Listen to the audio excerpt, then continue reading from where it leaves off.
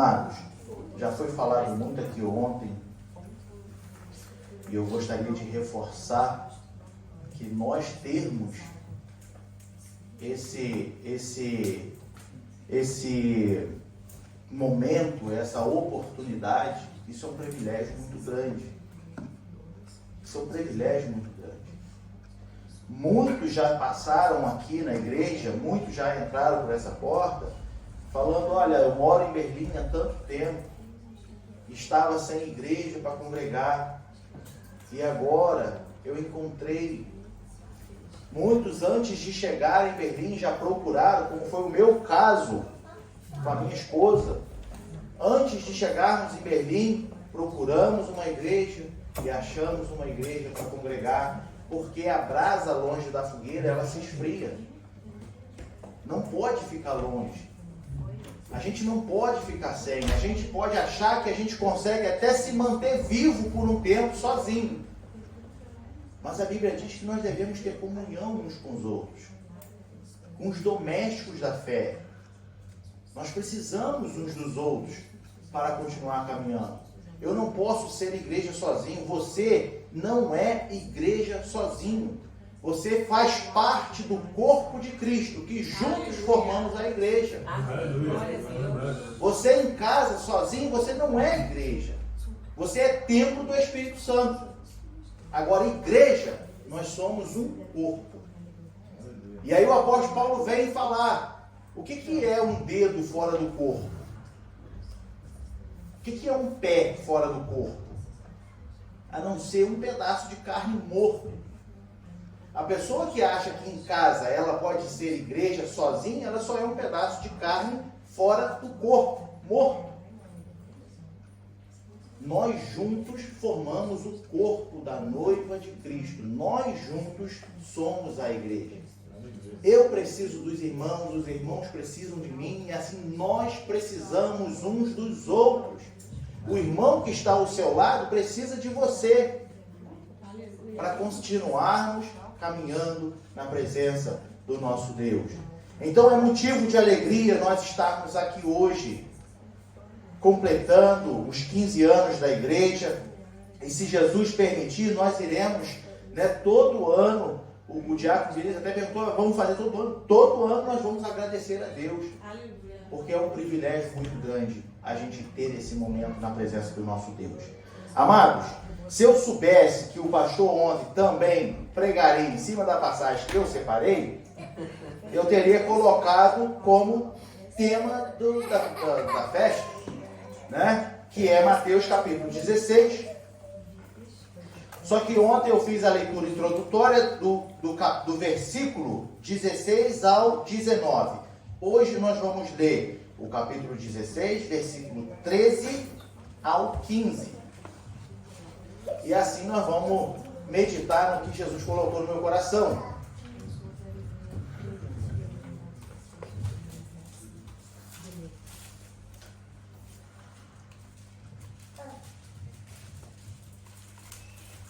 Mateus capítulo 16, versículo 13 ao 15. Bênção demais. Diz assim: E chegando Jesus às partes de Cesareia de Filipe, interrogou seus discípulos, dizendo: Quem diz os homens ser o Filho do Homem? E eles disseram, eles quem? Os discípulos. Digam, os discípulos. Os discípulos. Uns, João Batista, outros, Elias, outros, Jeremias, ou um dos profetas. Leia comigo de novo o versículo 14, igreja. Como os discípulos responderam Jesus. Vamos lá. E eles lhe disseram: Uns João Batista, outros Elias, e outros Jeremias, ou um dos profetas. Amém. Disse-lhes ele quem? Jesus. Disse-lhe Jesus: E vós, quem dizes que eu sou? E vós, quem dizes que eu sou? E aqui fica a nossa pergunta, como título da nossa mensagem. E vós, quem dizes que eu sou? Amados, É lamentável a gente ver que o Evangelho, ele tem crescido, parte boa, mas é lamentável ver que muitas das vezes o Evangelho tem crescido da forma errada. É lamentável ver que muitas das vezes o Evangelho tem crescido fora do foco que tem que crescer. Há muitas igrejas que falam de Jesus, mas não falam quem realmente Jesus é. Há muitas igrejas que pregam Jesus, mas não Jesus, o Cristo, quem verdadeiramente Ele é. Há muitas igrejas que pregam a salvação, mas com negociação. Há muito evangelho distorcido. E por conta disso, muitos que estão dentro das igrejas, anos, não sabem dizer quem Jesus é. Muitos que estão a vida dentro da igreja, não sabem dizer quem é Jesus. Por quê? Porque o foco não está sendo Jesus, o Cristo. O foco não está sendo o que Ele é de verdade, mas sim o que Ele faz, ou o que Ele pode te dar. E quando a gente fala de fazer e poder dar, a última coisa que tem sido falado é de que Ele faz, transforma a sua vida e que Ele dá a salvação para a sua alma. Mas que Ele faz você ficar rico, mas que Ele te dá dinheiro, mas que Ele te traz prosperidade, mas que esse não é o foco de Jesus Cristo. Hoje pela manhã, na escola dominical, a nossa irmã Kátia, ela levantou até uma questão interessante, de que Jesus, em dados momentos com seus discípulos, ele não se colocava como justiça ali no meio, não fazia a justiça que os discípulos queriam fazer. Porque a justiça dele não é essa, o que aos nossos olhos Jesus tem que fazer como justiça. A justiça dele é ser justo em perdoar os seus pecados. A justiça dele é ser justo em te levar para o céu. Mesmo você tendo um passado obscuro, mesmo você tendo um passado negro, a justiça de Deus, se Ele falou que perdoados estão os seus pecados, Ele é justo para cumprir e te levar para o céu.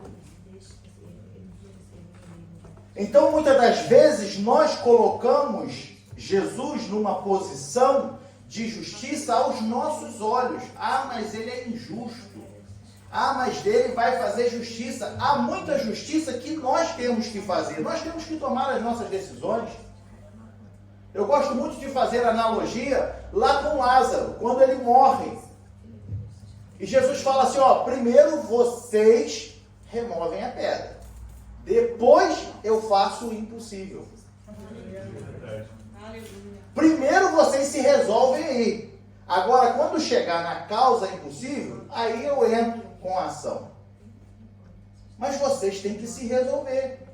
Vocês têm que se entender. Tiago fala assim, ó, confessai as vossas culpas uns aos outros. Por quê? Porque a gente tem que se entender, gente. E quando a gente se entende, quando a gente se resolve, aí Deus abençoa. Sabe por quê? Porque ele diz assim, ó, tudo que ligares na terra é ligado no céu. Aleluia. Tudo que se resolverem na terra entre vocês é resolvido no céu. Aleluia. Porque o poder foi dado à igreja. Não foi o que a gente aprendeu ontem na mensagem? Não é o que o texto diz? Na sequência dos versículos que a gente lê? Que Jesus fala para Pedro assim, olha, e eu te darei as chaves do reino dos céus, e tudo que ligares na terra será ligado no céu, e tudo que desligares na terra será desligado no céu. O poder que a igreja tem. Não é Pedro, é a igreja. Se nós como igreja nós nos resolvemos entre nós, somos ligados na terra em comunhão, somos ligados no céu em comunhão com os céus. E aí nós podemos sentir a presença do nosso Deus. Só que muitas igrejas, muitos falsos profetas, muitos lobos vestidos de ovelhas têm distorcido a palavra do nosso Deus. E por isso, então, igreja de Cristo não sabe quem é o verdadeiro Cristo. Sabe por quê? Jesus combatia sempre os fariseus, saduceus, escribas, que estavam sempre ao redor dele ali, querendo alguma coisa. Lá no capítulo 12 de Mateus, Jesus ele já dá uma advertência para os judeus, para os escribas e fariseus. Lá no versículo 38 e 39, diz assim: então, alguns dos escribas e dos fariseus tomaram a palavra dizendo: mestre, quiséramos ver da tua parte algum sinal. Mas ele lhes respondeu. Quem respondeu? Jesus.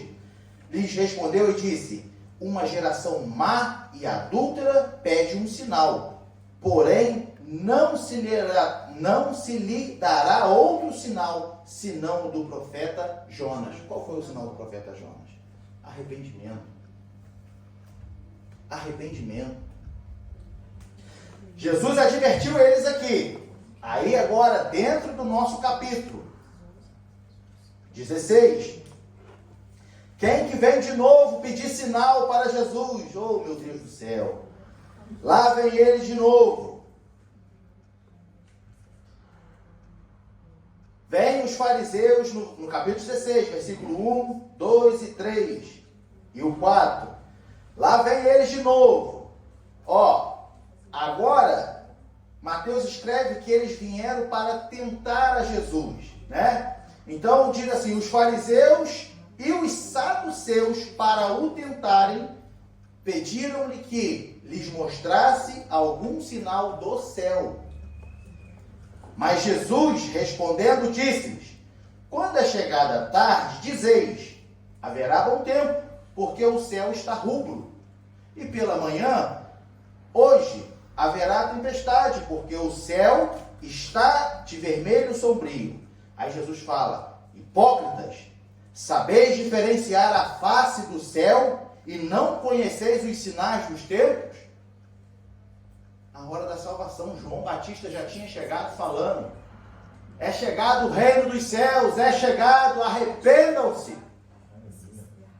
E Jesus está falando aqui, olha, já conheceis os sinais e não conheceis os sinais dos tempos. Aí ele fala de novo para eles: uma geração má e adúltera pede um sinal, e nenhum sinal lhe será dado, senão o sinal do profeta Jonas.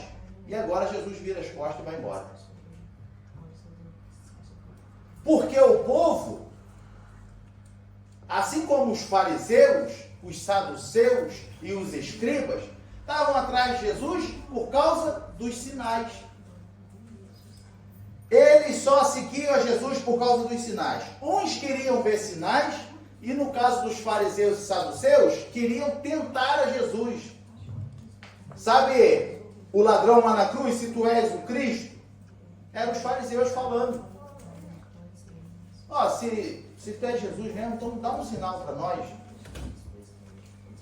E Jesus fala: olha, mais do que já tem acontecido, mais do que vocês já estão vendo, e muitos estão ensinando isso dentro das igrejas. Muitos estão pregando somente coisas boas de Jesus. Jesus fala: para quem quer sinal, fica então o sinal do profeta Jonas.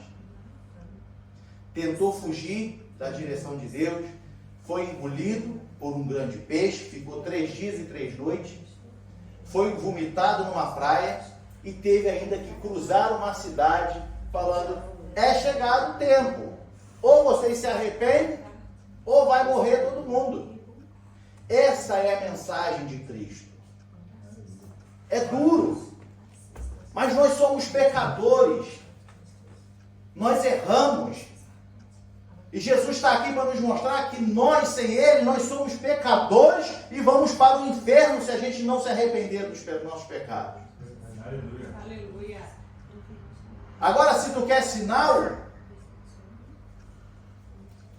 você não vai ter sinal.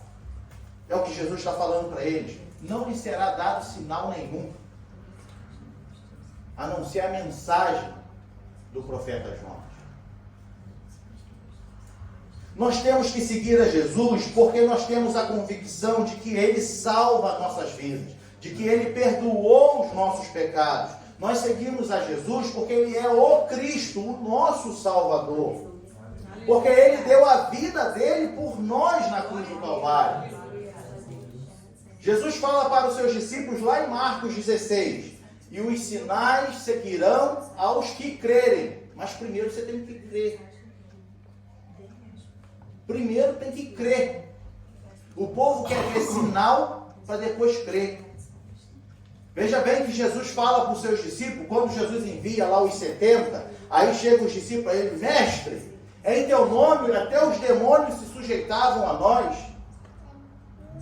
Aí Jesus dá um corte, fala assim: olha, melhor do que isso é ter um nome escrito no livro da vida. Melhor do que expulsar demônios, melhor do que ter os demônios à sua sujeição, é ter o seu nome escrito no livro da vida. Aleluia. Em outras palavras, Jesus também estava dizendo assim: olha, os sinais que vocês viram, não é para dizer que vocês são poderosos. Os sinais que vocês viram é para confirmar o poder da palavra que vocês estão pregando. Por isso tem os sinais.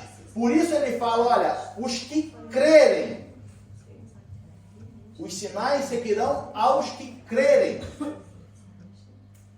Então, se eu creio em Cristo, eu creio em quê? Que Ele é o Salvador da minha vida. Eu creio o quê? Que Ele me tirou lá do lado do pecado. Eu creio o quê? Que Ele limpou a minha alma.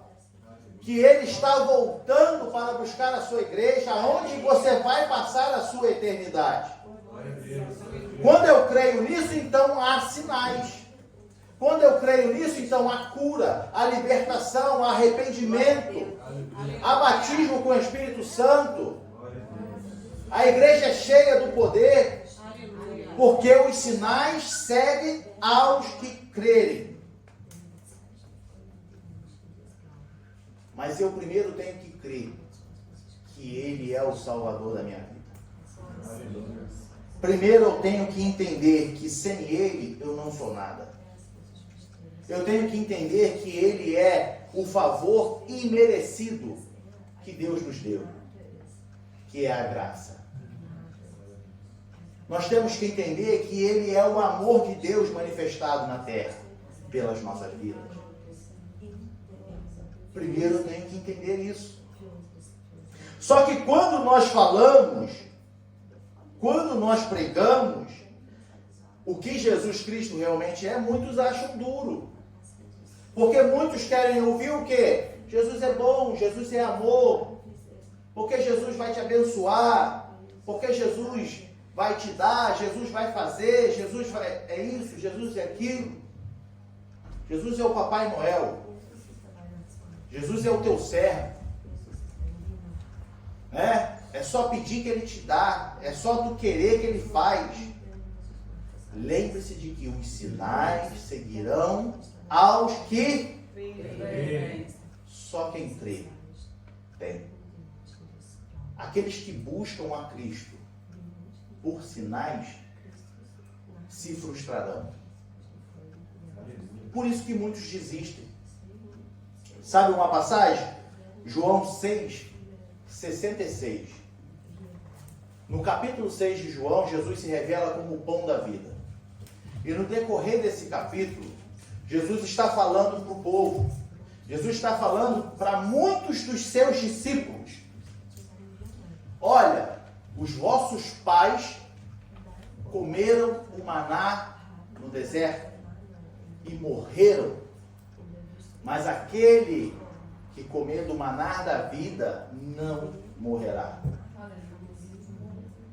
Jesus está falando, olha, aquele que vem a mim não morrerá. Aquele que provar de mim terá vida eterna. Aquele que estiver comigo, eu não deixarei se perder, mas estarei com ele todos os dias da sua vida, até que eu venha buscar a igreja novamente. Jesus estava simplesmente mostrando para aquele povo que, olha, o maná que seus pais comeram foi uma provisão de Deus, foi um sinal de Deus. Mas morreram. Porque eles queriam o quê? Um sinal.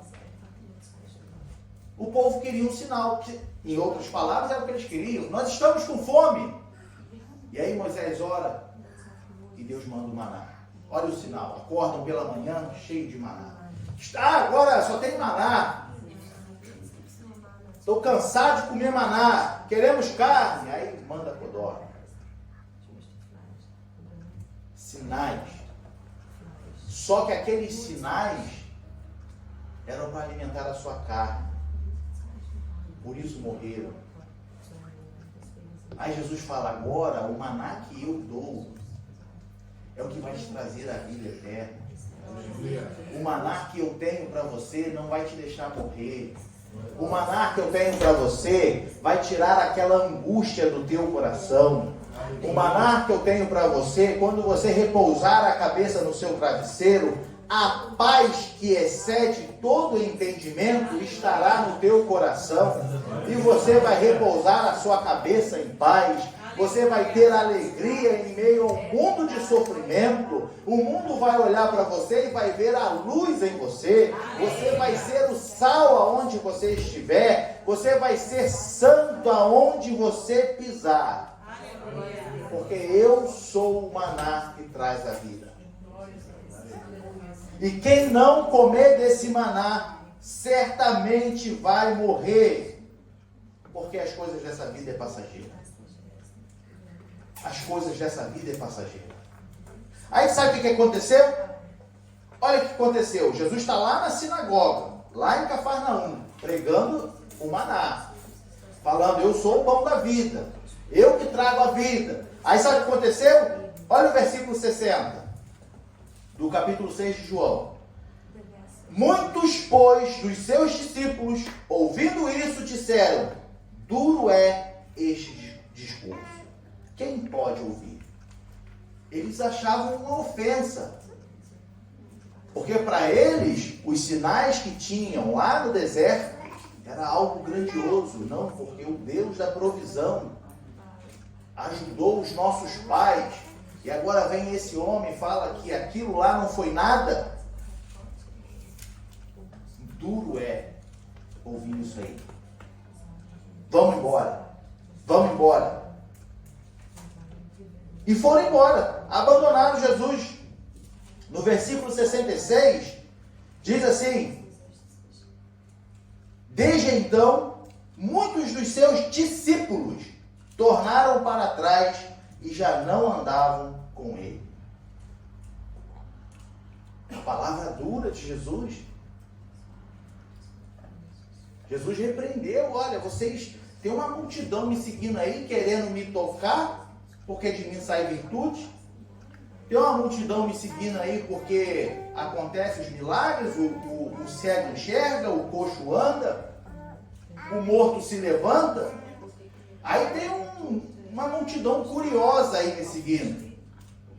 Mas ao invés de me seguir, provem de mim que eu tenho a vida eterna.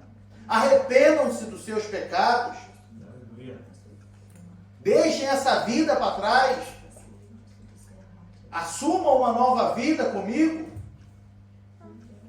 Essa palavra é muito dura, porque eu não vim à igreja para escutar que eu sou pecador. Mas é o Evangelho de Cristo. A única razão de Cristo é salvar a tua vida. Essa é a razão de Cristo. A promessa que ele nos fez, João escreve, a promessa que ele nos fez é a vida eterna. Em dado momento, Jesus ora, se não me falha a memória, na oração de Jesus em João capítulo 17, Jesus fala assim, ó. Versículo 3 do capítulo 17. Olha como é que Jesus fala da vida eterna. E a vida eterna é esta. Isso aqui é Jesus orando pelos seus discípulos, tá? Orando, ele estava intercedendo pelos seus discípulos. E ele está falando assim, olha, e a vida eterna é esta, que conheçam a ti, por único Deus verdadeiro, e a Jesus Cristo, a quem enviaste. Ele é a vida eterna. E quando nós o conhecemos, nós temos acesso à vida eterna. Quando nós provamos dele, quando nós sabemos quem ele é, nós temos a vida eterna. Porque você não vai querer sair debaixo das asas dele, você vai querer estar com ele, por mais duro que seja. A palavra dele, o evangelho, por mais que mostre para você todos os dias que você é um pecador, você vai responder como os discípulos responderam, como Pedro respondeu. E Jesus pergunta para ele assim, quando todo mundo vai embora, aí Jesus fala para ele assim, olha, então disse Jesus aos 12, quereis vós também retirai-vos? Muitos discípulos foram embora. Lá, João 6, 67. Muitos discípulos abandonaram Jesus, porque dura era a palavra de Jesus. Aí Jesus está vendo lá, ó, a multidão indo embora. Aí ele vira para os 12 a quem ele escolheu a dedo. Pense bem nisso. Muitos seguiam a Jesus por ver o que ele fazia, mas poucos foram escolhidos a dedo. Se você está aqui hoje, porque Jesus te escolheu a dedo. Através do seu Espírito, ele te chamou. Ele te conduziu até aqui hoje. E aí Jesus está virando para nós, que ele nos escolheu a dedo. E vós? Vão querer também se retirar? Só que quando nós seguimos a Jesus, por quem ele é, que é o nosso Salvador, que é o nosso Senhor, a gente responde como Pedro respondeu, Senhor, para quem iremos nós? Tu tens a palavra da vida eterna. Aleluia. Em outras palavras, olha, pode sair todo mundo. O Senhor pode falar que eu sou pecador. O Senhor pode me mostrar meus erros. Mas eu não vou abrir mão do Senhor na minha vida. Eu vou estar com o Senhor até o final dos meus dias. Porque para onde que eu vou? Quem que vai me trazer a palavra? Esses são os verdadeiros discípulos. Esses são os verdadeiros. Que o Evangelho pode mudar a sua vida, pode transformar a sua vida. Como o salmista diz, o Senhor sonda o meu coração. E eu não canso de falar isso, que sondar o coração é virar ao avesso. É expor aquilo que está escondido lá dentro. E eu, como discípulo de Jesus, eu não tenho medo de chegar para ele, Jesus, sonda meu coração. Pode me mostrar. O segredo que eu estou escondendo de todo mundo, pode revelar, porque eu quero mudar. Eu quero ser um novo homem. Eu quero ser uma nova mulher. Eu quero andar em novos caminhos. Eu quero ter novas experiências contigo. Eu quero alcançar novas almas através de ti na minha vida. Então, para onde que eu vou, Jesus? Em dado momento, o apóstolo Paulo diz assim, para onde me irei da sua face? Se eu faço minha cama num lugar, ali o Senhor está. Se eu vou para outro lugar, ali também está o Senhor. Para onde? Para onde que nós iremos? Senhor, para quem iremos nós? Só Ele tem o que a gente precisa. Só Ele tem o que a gente precisa. Você pode achar que alguém mais tem o que você precisa. Mas você vai ver que ao longo da sua caminhada, você vai se decepcionar com esse alguém. Você pode achar que alguém aqui na terra é um grande ídolo, mas vai ter um dado momento, tu vai se decepcionar com ele. Porque só ele tem o que nós precisamos. Só ele sabe o que nós precisamos. Só ele, só ele. E aí eu volto à nossa pergunta.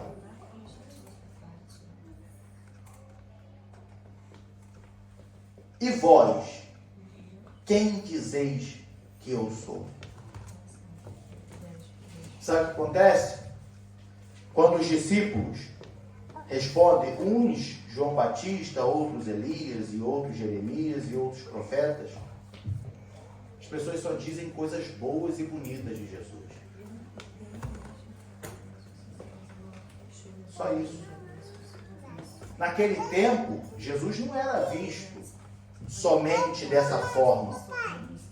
Principalmente pelos fariseus romanos. Jesus não era visto assim. Jesus era um charlatão nos olhos dele. Jesus era um qualquer que estava enganando o povo. Só que os discípulos não falaram isso para Jesus. Será que os discípulos não sabiam disso? Ah, sabiam. Lógico que sabiam. Será que os discípulos não sabiam que o nome de Jesus na boca dos outros era qualquer coisa? Mas os discípulos falam só coisas bonitas. Não, porque uns falam que o Senhor é um profeta, falam que é Elias, falam que é Jeremias. As pessoas têm só falado coisas bonitas de Jesus. Mas não tem falado que Jesus tem que perdoar seus pecados, senão tu vai para o inferno. Mas não tem falado que se nós não nos arrependermos, nós vamos para o inferno. Não tem falado que só existe 2 caminhos. É céu ou inferno. As pessoas só têm dito coisas boas. Aí por isso que a gente vê muita gente falando, porque é injustiça, como foi tratado aqui na escola dominical, né? Porque Deus é injusto. É injusto. É injusto. É injusto porque se pregam a injustiça. Porque se falassem assim, olha, o caminho é céu ou inferno, não existe um caminho no meio. Ou você se arrepende e vai para o céu, ou você vai para o inferno. Esse é o Evangelho. Se eu não reconheço que sou pecador e não reconheço a Jesus Cristo como o Senhor e Salvador da minha vida, é inferno. É inferno, não tem outro lugar. Tudo começa com Deus e tudo vai terminar com Deus. Por isso que Apocalipse diz que Ele é o alfa, o ômega, o início, o fim. O meio, você pode até traçar o meio da sua caminhada. Você vai para cima, vai para baixo, você vai para um lado, vai para o outro. Mas começou com Deus, vai terminar com Deus. Agora depende como nós queremos terminar com Deus. Terminar sendo condenado ou terminar sendo recebido? Porque só Ele tem o que nós precisamos. E vós? Que dizes que eu sou? Fica a pergunta para nossas vidas. Conhecemos a Cristo pelo verdadeiro Evangelho? Ou conhecemos a Cristo por causa dos sinais que Ele faz? Siga Cristo, porque Ele é o Salvador da sua vida.